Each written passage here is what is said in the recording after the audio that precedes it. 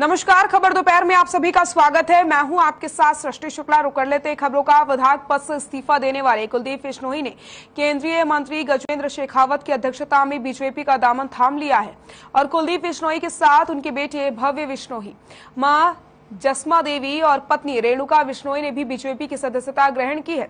इस दौरान दिल्ली के बीजेपी मुख्यालय में हरियाणा के सीएम मनोहर लाल और हरियाणा बीजेपी के प्रदेश अध्यक्ष ओपी धनखड़ भी शामिल हुए।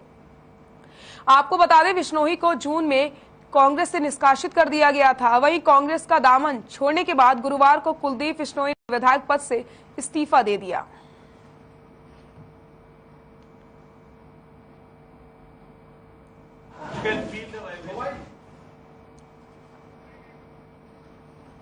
सीएम मनोहर लाल भी इस मौके पर मौजूद रहे। कुलदीप बिश्नोई ने बीजेपी की सदस्यता ग्रहण कर ली है। इसी के साथ उनके बेटे, उनकी मां और उनकी पत्नी ने भी बीजेपी की सदस्यता ग्रहण की है।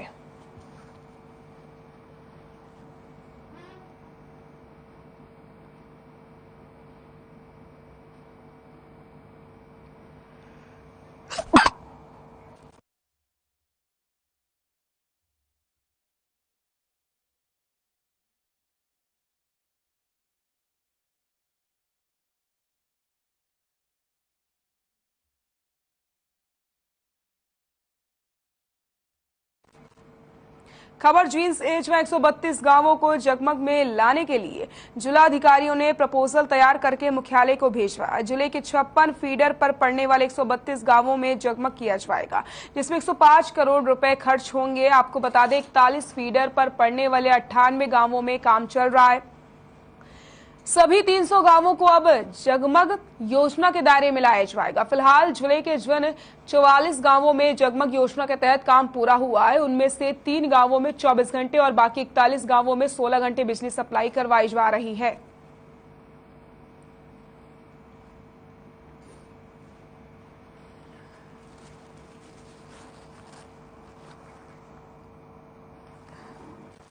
देखिए, जगमग योजना जो है हरियाणा सरकार द्वारा वर्ष 2015 में ही जगमग योजना लागू की गई थी और इसी योजना के तहत जो पूरे हरियाणा में व्यापक स्तर पर काम चला है, उसी श्रृंखला में जींद जो डिस्ट्रिक्ट है इसके अंदर भी जगमग योजना का काम शुरू किया है। कुछ गाँव में हम ऑलरेडी जगमग योजना के तहत कवर कर चुके हैं। अभी 132 विलेजेस जो हैं इस स्कीम के तहत जो बेनिफिशरी विलेजेस होंगे और 56 फीडर्स के ऊपर 56 फीडर्स के ऊपर ये 132 गाँव पड़ेंगे और इसकी लगभग अनुमानित लागत जो है 1 करोड़ 5 लाख रुपए इस पे अनुमानित राशि का इस पे खर्चा होने का।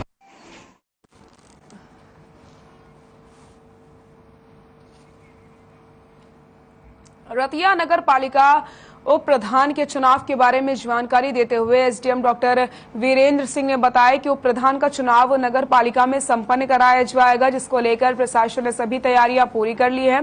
चुनाव में ईवीएम मशीन द्वारा वोटिंग कराई जाएगी और पुलिस प्रशासन की तरफ से सुरक्षा के कड़े इंतजाम किए जाएंगे। नगर पालिका उप प्रधान के चुनाव में शहर के 17 वार्डों के पार्षद वोटिंग करेंगे।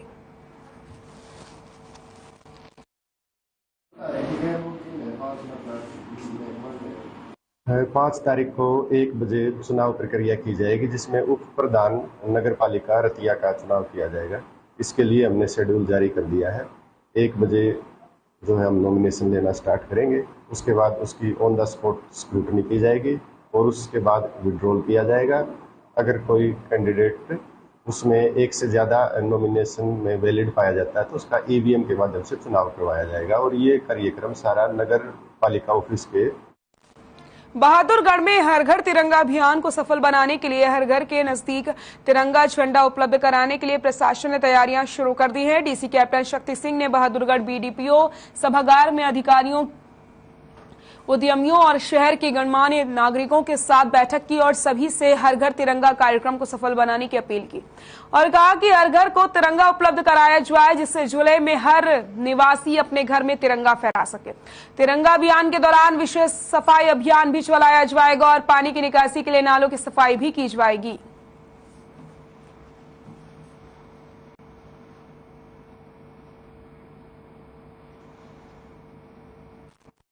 जो आज़ादी की हवा में आज सांस ले रहे हैं, आज आज़ादी का अमृत महोत्सव भी है, 75 साल पूरे होने को है और दूसरी चीज़ ये भी है कि हम अपने उन शहीदों का जिन्होंने ये तिरंगा फहराने की छूट जो हमें मिली, जो आज़ादी हमें मिली, उनका सम्मान करें। उसके बाद भी जो हज़ारों की संख्या में, लाखों की संख्या में जवान जिन्होंने अपने प्राण न्यौछावर कर देश की आज़ादी को बचाए रखा, उनके सम्मान में 13 से 15 अगस्त तक हम अपने अपने घरों पर एक तिरंगा जरूर लगाएं, यथा योग्य जिसकी जैसी क्षमता। आजादी के 75 वर्ष पूरे होने के अवसर पर केंद्र सरकार द्वारा आजादी का अमृत महोत्सव मनाया जा रहा है। इसी कड़ी में तोशाम में सभी स्कूलों के विद्यार्थियों ने तिरंगा यात्रा का आयोजन किया। एसडीएम तोशाम मनीष कुमार फोगाट ने हरी झंडी दिखाकर तिरंगा यात्रा की शुरुआत की। इस अवसर पर बड़ी संख्या में छात्र छात्राओं ने तिरंगा यात्रा में भाग लिया। इस अवसर पर एसडीएम तोशाम मनीष कुमार ने बताया कि 13 से 15 अगस्त के बीच हर घर तिरंगा लहराना सुनिश्चित किया जाए। इसी के मद्देनजर आज सभी स्कूलों के छात्र छात्राओं द्वारा तिरंगा यात्रा निकाली गई। इस यात्रा में आंगनवाड़ी वर्कर और आशा वर्कर ने भी भाग लिया।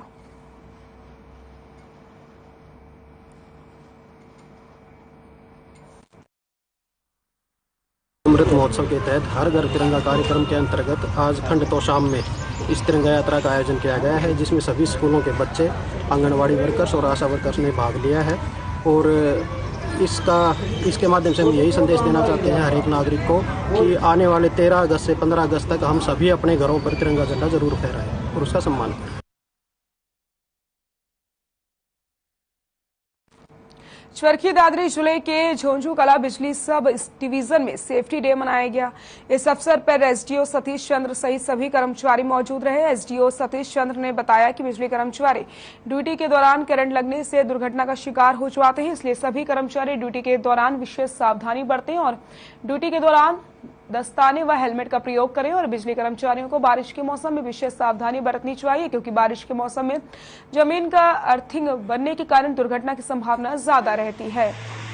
क्या करना है कि भाई सबसे पहले तो हमें जहां काम करना है उस गेट लगा दी, काम कर गया। हर बार स्टाफ से मीटिंग करते रहते हैं, जिसको सेफ्टी सेमिनार भी बोलते हैं, सेफ्टी डे ऑर्गेनाइज करना भी कहते हैं। इसमें पूरे स्टाफ टेक्निकल को बुलाया जाता है और उनको एक इंसिस्ट किया जाता है, इंस्पायर किया जाता है कि भाई आप ज्यादा से ज्यादा सावधानी बरतें, क्योंकि घर परिवार भी इंतजार करता है, सब कुछ उसी पे डिपेंड होता है। तो मैंने आज जो सेमिनार जो ऑर्गेनाइज करवाया है, पूरा स्टाफ यहाँ प्रेजेंट था और पूरे स्टाफ को यही हिदायतें दी हैं कि जब भी काम करें तो जिस लाइन पे काम करना है उसका परमिट तो ले ही लें, क्रॉसिंग है उसको भी ध्यान में रखें। भारतीय डाक विभाग ने रक्षाबंधन को लेकर विशेष व्यवस्था की है। इस दौरान बहन अपने भाइयों के लिए दूर दूर से राखी बेचती हैं, ऐसे में राखी को नुकसान ना पहुंचे, इसके लिए डाक विभाग ने खास तरह के लिफाफे तैयार किए। डाक विभाग में मैनेजर रवि दत्त यादव ने बताया कि राखी भेजने के लिए तैयार किए गए लिफाफे वाटर प्रूफ हैं। गुलाबी रंग के लिफाफे लोगों को आकर्षित कर रहे हैं और लिफाफों को हर डाकघर में उपलब्ध करवाया गया। राखी के अवसर पर डाक विभाग की इस पहल को काफी पसंद किया जा रहा है।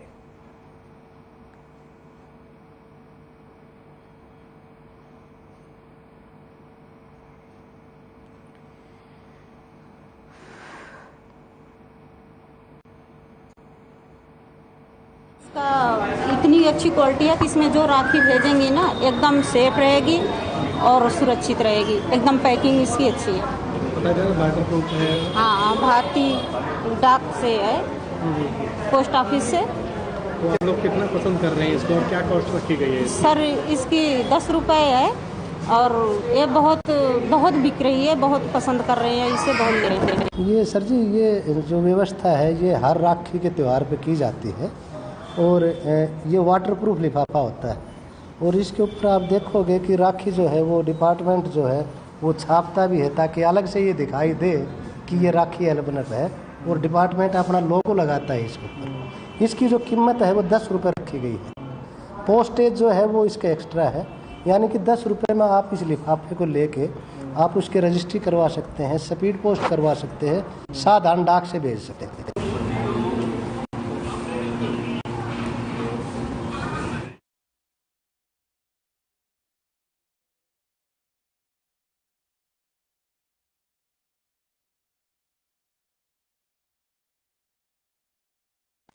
फरीदाबाद से बड़ी खबर आपको बता देते हैं। फरीदाबाद से इस वक्त की बड़ी खबर जहां पर नगर निगम में 200 करोड़ के घोटाले की बात सामने आई है। नगर निगम में 200 करोड़ के घोटाले का मामला, विजिलेंस टीम की बड़ी कार्रवाई।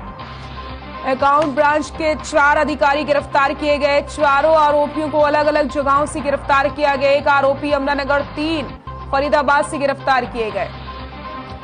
फरीदाबाद से बड़ी खबर, विजिलेंस टीम ने की बड़ी कार्रवाई। अकाउंट ब्रांच के 4 अधिकारी हुए गिरफ्तार। चारों आरोपियों को अलग अलग जगहों से किया गिरफ्तार। एक आरोपी यमुनानगर, 3 आरोपी फरीदाबाद से गिरफ्तार किए गए हैं। बड़ी खबर आपको बता रहे हैं जहां पर नगर निगम में 200 करोड़ के घोटाले का ये पूरा मामला है। विजिलेंस टीम ने एक बड़ी कार्रवाई यहां पर की है। चारों आरोपियों की गिरफ्तारी हो चुकी है। एक आरोपी यमुनानगर से, 3 आरोपी फरीदाबाद से गिरफ्तार किए गए हैं। बिना काम के भुगतान करने का आरोप इन पर लगा है। 200 करोड़ के घोटाले का यह पूरा मामला आपको बता रहे हैं। हिसार की गुरु जम्बेश्वर यूनिवर्सिटी में पीएचडी स्कॉलर ने वीसी कार्यालय पर प्रदर्शन किया। प्रदर्शन कर रहे रिसर्च स्कॉलर का कहना है कि उन्हें हॉस्टल तो दिए गए हैं लेकिन सुविधाएं नहीं मिल पा रही।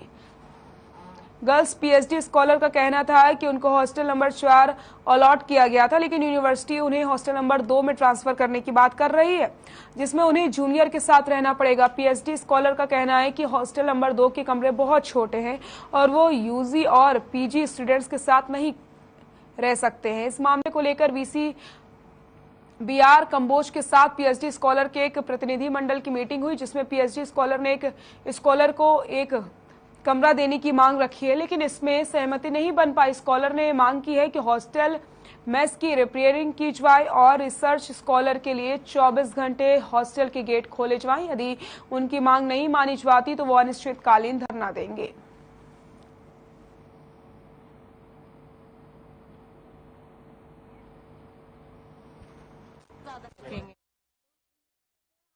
जो कैपेसिटी है हॉस्टल की, जैसे 3 की है, तो उसमें वो 4 से 5 स्टूडेंट्स रखना चाह रहे हैं, या उससे ज्यादा की भी बोलते हैं कि अगर ज्यादा स्टूडेंट्स आ गए तो ज्यादा रखेंगे। तो उन्होंने हमें दूसरे में भी शिफ्ट किया, जो कि 1 सीटर हॉस्टल है, लेकिन वो बोल रहे हैं कि हम उसमें भी 2 रखेंगे। तो हमारी मांग ये है कि जितनी कैपेसिटी का हॉस्टल है उतने स्टूडेंट्स रहें, ताकि जो बाकी सुविधाएं हैं पानी की, खाने की, वो सही चलती रहे, क्योंकि अगर कैपेसिटी से ज्यादा स्टूडेंट्स होंगे तो ये चीजें मैनेज नहीं हो। कुरुक्षेत्र में कौशल निगम के तहत खाद्य एवं आपूर्ति विभाग ने 400 चौकीदार कार्यरत किए, जिनको अप्रैल, मई, जून और जुलाई का वेतन नहीं दिया गया, जिसको लेकर चौकीदार लघु सचिवालय के बाहर धरने पर बैठ गए हैं और नारेबाजी करने लगे हैं। प्रदर्शन कर रहे सभी चौकीदारों का कहना है कि गरीबी के कारण घर का गुजारा चलना मुश्किल है और पिछले 4 महीने से वेतन भी नहीं मिला है, जिसकी वजह से वो और ज्यादा परेशान हो गए हैं। मौके पर पहुंचे अधिकारियों ने कहा कि पिछले 4 महीने से जिला खाद्य एवं आपूर्ति अधिकारी के सीट पर न बैठने के कारण इन सभी की सैलरी लेट हुई है। जब तक अधिकारी के हस्ताक्षर नहीं होंगे तब तक समस्या जस की तस बनी रहेगी। उच्च अधिकारियों को अवगत करा दिया गया है।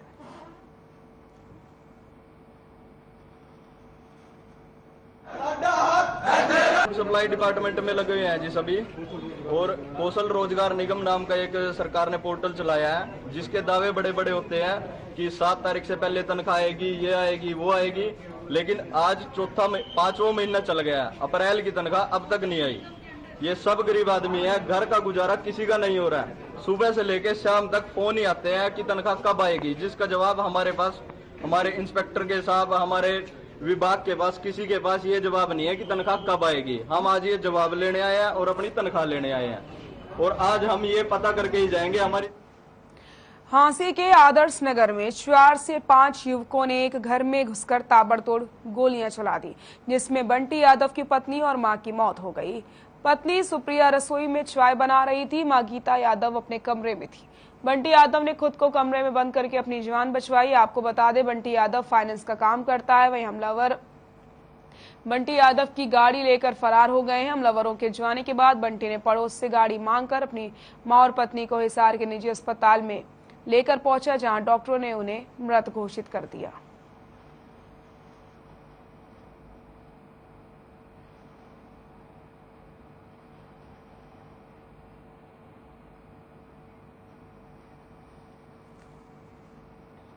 रेवाड़ी पुलिस को एक बड़ी सफलता हाथ लगी। आपको बता दें, पुलिस ने एक ऐसे गिरोह के सदस्य को गिरफ्तार किया जो मजदूरों के खाते में लाखों रुपए की ट्रांजैक्शन कराकर जनता से पैसे की ठगी करता था। बैंक को जब भनक लगी तो अधिकारी भी हैरान रह गए। इसकी शिकायत धारूहेड़ा थाना में दी गई, जिसके बाद एक आरोपी को गिरफ्तार कर लिया गया। फिलहाल पुलिस ने आरोपी को गिरफ्तार कर लिया और अन्य आरोपियों की तलाश जारी है। ये हमारे पास एक कंप्लेंट आई थी हिमांशु की, जिसके साथ फ्रॉड किया हुआ था, तो उस पर हमने मुकदमा दर्ज कर लिया था। तो हिमांशु ने कहा था कि मेरे खाते में कोई अकाउंट ज़्यादा बढ़ोतरी आ गई है, जबकि मुझे नॉलेज भी नहीं है। तो इस संबंध में हमने उसके स्टेटमेंट पे पर्चा दर्ज कर लिया था, जो बाद में हमें पता लगा भी उसके स्टेटमेंट वगैरह रिकॉर्ड वगैरह था ना, तो सुमित नाम का लड़का जो है जिसको हमने गिरफ्तार किया है, तो उसने ही अकाउंट खुलवाए थे और कम से कम 14-15 आदमी के अकाउंट में 15-15, 20-20 लाख रुपये उन्होंने। यमुनानगर में चोरों के हौसले इतने बुलंद हैं कि उन्हें पुलिस को बिल्कुल भी खौफ नहीं है। आपको बता दें कि यमुनानगर के जैन नगर इलाके में बीती रात 30 गाड़ियों के शीशे तोड़कर गाड़ियों में रखे दस्तावेज और सामान चुरा लिया गया। पास में लगे सीसीटीवी कैमरों में चोर कैद हो गए। स्थानीय लोगों ने इसकी सूचना पुलिस को दी। घटनास्थल पर पहुंची पुलिस ने सीसीटीवी फुटेज के माध्यम से आगे की कार्रवाई शुरू कर दी है।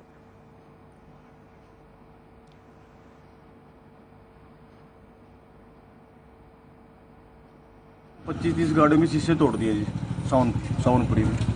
जबकि आप ये देखो, आज से 2-3 दिन पहले ये जिम वाली गली के अंदर 2 गाड़ियों में शीशे टूटे थे। वो प्रशासन के पास भी गए, शासन के पास भी गए। अगर शासन प्रशासन अगर थोड़ा सतर्क होता तो आज वाली ये जो 25-30 गाड़ी की घटना हुई है ये नहीं होनी थी। रात लगभग 2 बजे के आसपास लगभग सभी गाड़ियों के शीशे टूटे हैं, यहाँ पे 20-22 गाड़ियों के आसपास, और अंदर से सारे सामान डॉक्यूमेंट वगैरह सब, थोड़ा बहुत कैश जो पड़ा था वो भी लेके चले गए। ये 3 बजे के आसपास जी कुछ शरारती लोग मुंह पे कपड़ा बांधा हुआ था, वो कैमरे में आ रहे हैं, हमारे कैमरा लगा रखा है जो, उसमें 25 से 30 आदमी, जो 25 से 30 गाड़ियां जो तोड़ी गई हैं, उनके राइट यानी कि जो दीवार की साइड वाली विंडो है वही तोड़ी गई है, और सबके डैशबोर्ड्स करेल कर उसमें से कहीं में से सामान ले गए निकाल के, कहीं में रखा है। नगर में रात एक घटना घटी है जिसमें 3 दिन पहले 2 गाड़ी 25-30 गाड़ियों की शीशे तोड़ के उसके अंदर से जो डॉक्यूमेंट्स चीजें हैं वो सब लोग ले गए हैं। एक आधी गाड़ी टूटता तो कोई अलग थी, तो 25-30 गाड़ियों को इकट्ठे ही इन्होंने घटना घटाई है। हमारे प्रशासन से विनती करते हैं इसके बारे में इंक्वायरी करें। उसमें शीशा तोड़ गया डैशबोर्ड साइड का, और वो सारे कागज वागज सारे पड़े थे, और कागज तो लेके नहीं गए, यह है कि वो शीशा नुकसान करके चले गए। उसमें सीसीटीवी कैमरा है हमारा, उसमें सारा आ रहा है क्लियर, और वो मुंह ढका हुआ है तो इसलिए वो क्लियर उसमें आ नहीं रहा। हमारी दोनों गाड़ियां खड़ी थी बाहर, दोनों गाड़ियों के शीशे टूटे गए, एक गाड़ी के डॉक्यूमेंट निकल गए, एक के तो अंदर घर ही पड़े थे। अब देख तो यार, पुलिस ने शिकायत की? हाँ जी, पुलिस सुबह आई थी। पुलिस सुबह आई थी 9 बजे, 8:30, 9 बजे करीब आए थे, लेकिन वो देख के फोटो खींच के लेके चले गए। ये न्यू आज सुबह हमारे को सूचना मिली थी कि देर रात तो अपना न्यू जैन नगर में गली में जो खड़ी होती है गाड़ियाँ लोगों की, उनके शीशे तोड़े गए हैं। इस सूचना पर हम मौके पर, मैंने मौका किया था, मौके पर जो है ना लोगों की गाड़ियों के लेफ्ट साइड के शीशे टूट रहे हैं। इसमें सर कईयों के आरसी लगे, कुछ पैसे, डॉक्यूमेंट्स लगे, पैसे वाली अभी कोई बात। खबर फरीदाबाद से, जहां पर हर घर तिरंगा अभियान के मद्देनजर रन फॉर तिरंगा रैली का आयोजन किया जाता है। आपको बताते चलें, हर घर तिरंगा अभियान को लेकर फरीदाबाद के जेसी बोस YMCA विश्वविद्यालय ने रन फॉर तिरंगा रैली निकाली। रन फॉर तिरंगा रैली में सैकड़ों विद्यार्थियों ने हाथों में तिरंगा लेकर देशभक्ति के नारे लगाए और शहरवासियों को हर घर तिरंगा लगाने के लिए प्रेरित किया। इस रैली का शुभारंभ प्रोफेसर SK तोमर ने फीता काटकर किया और सभी से हर घर तिरंगा कार्यक्रम को सफल बनाने की अपील करी है। हर घर तिरंगा के इस थैंक यू यूनिवर्सिटी की जिन्होंने इतना एक अच्छा प्रोग्राम ऑर्गेनाइज करवाया, हर घर तिरंगा यात्रा, जिसके अंदर सारी यूनिवर्सिटी के जितने भी बच्चे इकट्ठे हुए हैं और हमने फरीदाबाद के अंदर हर गलियों के अंदर सबको ये बताया है कि हमने 13 अगस्त से 15 अगस्त के बीच में जो अपने घर पर तिरंगा लगाना है। अब कितनी एक अच्छी फीलिंग्स आती है जब मेरे यूनिवर्सिटी के सभी छात्र एक साथ इकट्ठे होकर भारत माता की जय, हर घर तिरंगा के नारे लगाते हैं। कितना अच्छा लगता है, एकदम रोंगटे खड़े करने वाली बात है और मुझे काफ़ी अच्छा लग रहा है कि मैं इस यात्रा का एक पार्ट बना। तिरंगा रैली के द्वारा हम जेसी बोस यूनिवर्सिटी के छात्रों ने फरीदाबाद में एकजुटता का हमने संदेश दिया और हमने यहाँ के लोगों से आह्वान किया कि स्वतंत्रता दिवस के इस पावन अवसर पर हम सभी अपने घरों पर तिरंगा जरूर लगाएं। ये तिरंगा हम सब में एकरूपता का प्रतीक है। इस त्योहार को जब हर घर पे तिरंगा लहराएगा तो ये एक यूनाइटेड सेलिब्रेशन होगा, जब पूरा देश इसको इस स्वतंत्रता दिवस को मना रहा होगा। खबर चरखी दादरी से, जहां पर लोक गायिका पर जागरण के दौरान फायरिंग करने के मामले में पुलिस ने 2 आरोपियों को गिरफ्तार करने में सफलता हासिल की है। लोक गायिका के ऊपर फायरिंग करने के मामले में यहां पर 2 आरोपियों की गिरफ्तारी हुई है और पुलिस अधीक्षक राम सिंह बिश्नोई ने बताया कि चरखी दादरी में जागरण कार्यक्रम के दौरान लोक गायिका राकेश पर फायरिंग की गई, जिसकी सूचना मिलने पर डायल 112 के कर्मचारी मौके पर पहुंचे और पुलिस ने मामले में तत्परता दिखाते हुए 24 घंटे के अंदर फायरिंग करने वाले 2 आरोपियों को गिरफ्तार कर लिया। पुलिस ने पकड़े गए आरोपियों के पास से 1 देसी पिस्टल व 2 जिंदा कारतूस बरामद किए हैं।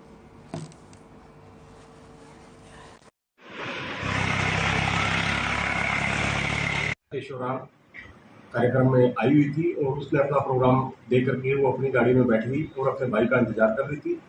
तो इतने में ये कालिया और जेंटर नाम के 2 लड़के थे, वो आगे और उसकी ड्राइविंग सीट पर बैठ के उनसे बातें करने लगे। वो गाड़ी से नीचे उतर गई।